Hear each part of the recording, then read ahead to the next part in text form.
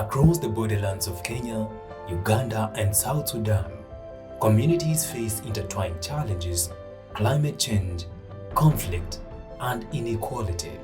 Yet, amidst all these hardships, local leaders, civil society, and governments are charting new paths of peace and resilience. This is the story of resilience through the ADA project that is strengthening peace, gender, equality, and climate action in the borderlands.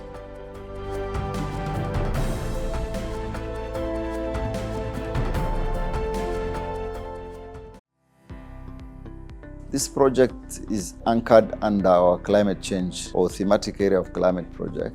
Our mission for this year is empowering dryland communities so that they are at the center of all development programs. So this particular project is around linking the nexus between climate change, gender, and peace. And as we all know, peace is the foundation of development. All the developmental work that we facilitate, we support communities, require peaceful coexistence of communities. So we do work around connecting communities together, communities and government across the border of Kenya, Uganda, and Southern Sudan. We mainly support the area around policy work within this particular project by convening policy dialogues between policymakers, between communities, private sector, all stakeholders in the landscape to be able to have an inclusive peace process. Implemented by Safer World and 7 regional partners, the ADA project builds peace through collaboration. From Karamoja to Turkana, from Kapoeta to Lodwar, communities are designing solutions for lasting resilience. The ADA project focuses on 3 strategic outcomes: empowering civil society, especially women and youth-led groups, to mitigate transboundary, climate-induced conflict, advancing gender-responsive climate prevention amid climate change, and strengthening collaboration among governments and private sector to promote conflict-sensitive, gender-transformative actions for climate adaptation and resource management. DLCI led the work under Strategic Outcome 3, bringing together local authorities and private sector players to shape sustainable policy solutions. In the activities that DLCI was able to implement, we were able to map out the private sector actors, both in West Pokot and in Turkana, in the nexus of peace, gender, and climate. The second activity we were able to do is training of local authorities and private sector actors. We had 2 meetings, one in West Pokot, the second one in Turkana. In each activities, we were able to bring together about 60 private sector actors, as well as the local authorities, elders. This made sure that we included women, youth, and marginalized groups within the community. On the third one, we were able to bring together and convene a multi-stakeholder consultation for local and national authority and private sector actors. This was to bridge the gap between communities, private sector actors, local and national government officials, and we were able to have an inclusion of women who are in the SMEs and small businesses. Out of the meeting, we were able to come up with actions for each of the groups that were there and how they can collaboratively work together. The other one is on the policy workshops that took place in Kakuma, Lodwar, and in Nairobi. The one in Kakuma was a county assembly meeting together with the speakers from Uganda. The second one was a meeting that was necessitated and requested from the first meeting that took place in Lodwar, where the members came up with the structures that are now in place and a leadership where the speaker of Turkana County became the leader for both Turkana and West Pokot, as well as across the border.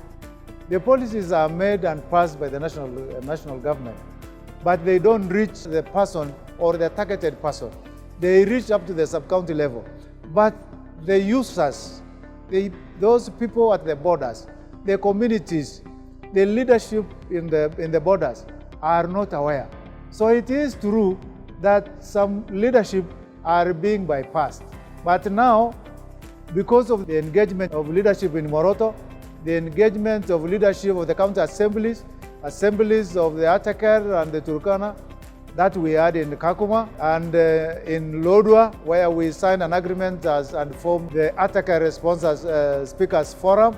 And now this forum, you see, here we are now getting engaged and getting more information, which will be necessary for our counties and also for the district councils of the Atakar speakers in Uganda, which we hope to take through to Southern Sudan and there to Nyangatom in Ethiopia, so that we all are inclusive in what we are saying and what we intend to do. The third meeting took place in Nairobi, where policy actors, pastoralist parliamentary group members, experts, and also community representation and private sector actors joined the conversation. Out of this meeting, actionable collaborative framework was developed. The Pastoralist Parliamentary Group, Caucus of Parliament, is an advocacy group formed by the members of Parliament from the ASAL areas of this country, which is said to be over 75% of the country, landmass in terms of landmass. And because we have shared issues, our problems are similar, our way of doing things is similar, and therefore that informed our coming together so that we can address our common challenges. IGAD as an organization is intergovernmental. We don't do one country. It's an intergovernmental authority on development which work across 8 member states. Currently, active members is 7. We start from Eritrea, Djibouti, Ethiopia, Kenya, Somalia, Sudan, South Sudan, and Uganda. The center I work for facilitate cross-boundary conversations on resource use, on livestock mobility, on pastoral voices and rights, and push policy at very macro level. Basically, we push policies that have relevance for connected member states at very high level, then it gets domesticated by member states who sign up to it. Transhumance protocol is a protocol that actually builds on the founded mobility. In the past, historically, pastoral communities in this region are moving through kinship ties. When you move from Ethiopia to Kenya, you plug into your kinship. So basically, it means that someone without kinship cannot efficiently and safely move to other countries. So the protocol is about organizing this mobility so that people even without kinship ties can, within a respected boundary and within a respected arrangement, move between Kenya, Ethiopia, move between Uganda and South Sudan, move between South Sudan and Kenya. DLCI is the secretariat of the Pastoralist Parliamentary Group, which is PPG. It's one of the biggest caucus in the parliament and the voice that we actually profitably plugged into for the ratification journey. So we convened members of parliament into this, and we had a conversation in Mombasa, which DLCI is the center of that, and they took the entire members of parliament through the transhumance protocol because it's a new thing to them, understanding the necessity for that. Different committees have been convened there. And so the whole idea is to get that voice, which is the PPG voice, into the national ratification processes and then development of the roadmap for implementation of the transhumance protocol. So we see Kenya as one of the champions because of the interest of the PPG that is hosted by DLCI. There are 2 benefits of transhumance. One is people can actually retrace the historical mobility, as I explained to you, to utilize the ecological connection that are divided by political rigidity.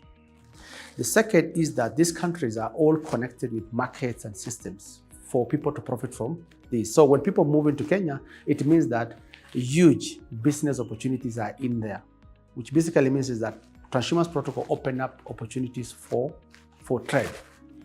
The private sector is at the center of this. So this project actually, starting out mapping out of private sector actors, understanding the bottlenecks and all these things will help us when we get to the roadmap of implementation of the transhumance protocol. Then it will be one of the quite interesting background information, baseline, the conversation, a dialogue like this and other dialogues that is started by this kind of project will going to help us to smoothen the roadmap for implementation. Because currently, transhumance is seen from the security angle in many countries. The people will move in with arms and then they're going to disrupt the system. But we are trying to change that, saying that even for business that you do between countries, this is a very useful thing to do. And I think a project like this, which has all these things, multi-stakeholder dialogue conversation, understanding private sector and looking at opportunities for private sector, is going to help us to anchor our transhumance protocol. And also actually, for me, where I see it, this is my own personal view, is that if we document the opportunities that is shown through this kind of project, it will going to justify the big economy that is within transboundary.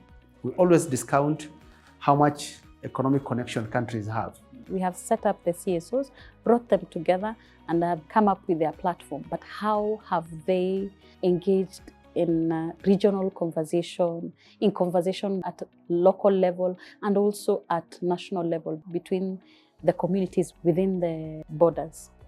I would like to share with you a good collaboration we have had with DLCI, which DLCI is a secretariat to the Pastoralist Parliamentary Group, which is PPG of Kenya, which does not only have its engagements at the national level, but also takes the engagement to the subnational level, especially to the cross-border areas of the countries between Uganda and Kenya, and also other neighboring countries at the cross-border areas, which cross-border areas really are remote areas which are marginalized and require a lot of interventions. So through DLCI, which collaborates with other partners that are doing a lot of work on the ground, for instance, there is SECOA, which is in Uganda. There is Herders of the Horn, which is also in Uganda. There are Friends of Lake Turkana in Kenya. They have been doing this tremendous work that we have admired, and to avoid duplication, as also intervention is a regional economic community that does a lot of cross-border work. We have found our footing in collaborating with DLCI. The IGAD Center for Pastoral Areas and Livestock Development convened a community dialogue that brought on board the pastoral communities that associate between Uganda and Kenya. That is the Turkana and the Karamojong pastoralists of Uganda. And also bring the same space to have a common understanding and engage with the authorities, fetched all the way from the national governments to the subnational governments, to the local leaders like the local councils. And these discussions were on natural resource management. And of course, when talking about natural resource management, you cannot miss out aspects of peace, peace building, conflict management, and including aspects of gender and so many other related themes. So we convened these meetings that brought on board about 3,000 people, including the governor of Turkana, the governor of West Pokot, the minister of Karamoja Affairs, and including several other authorities, the political and including the technical authorities, administrators from both Uganda and Kenya. Unfortunately, for both countries, West Pokot, the Kachaliba constituency, and Uganda, the Karamoja section, it's been neglected by both governments. These people have been left to continue their negative cultural practices of cut raids and enmity with each other. Most of the work that we talk about, the dialogue, the peace meetings, the bringing communities together, has been done by NGOs, has been done by non-governmental institutions. Government has paid very little services to even bring people together. So first of all, I'll credit those people because to some extent we've been able to move from very volatile, very hostile environments to environments where we can now be able to sit down, we and our counterparts, to discuss. So for one, those dialogues have been good because out of these dialogues, for the first time, we've also been able to see that we are negotiating on how we share our resources. That is the grassland or the water. We're negotiating with our counterparts. Without those dialogues, probably we will not even, as leaders, meet with the other leaders to discuss. Some of these dialogues have come up with cross-border agreement so that animals don't just cross and goes to the other communities without them receiving and accepting. The vision for locally led peace initiative is the fact that the communities should be in the driving seat. The community voices are amplified, they influence the policy, they become the basis of policy development and opening up cross-border trades, working together, peaceful coexistence, good relationship, sharing resources. These are communities with the same heritage.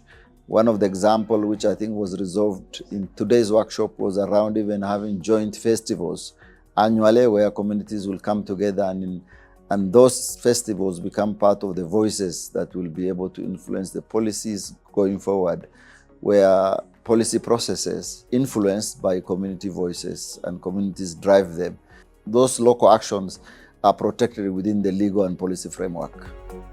The journey toward peace and resilience is long, but through collaboration and locally led solutions, the borderlands are writing a new story, one of hope, inclusion, and sustainability.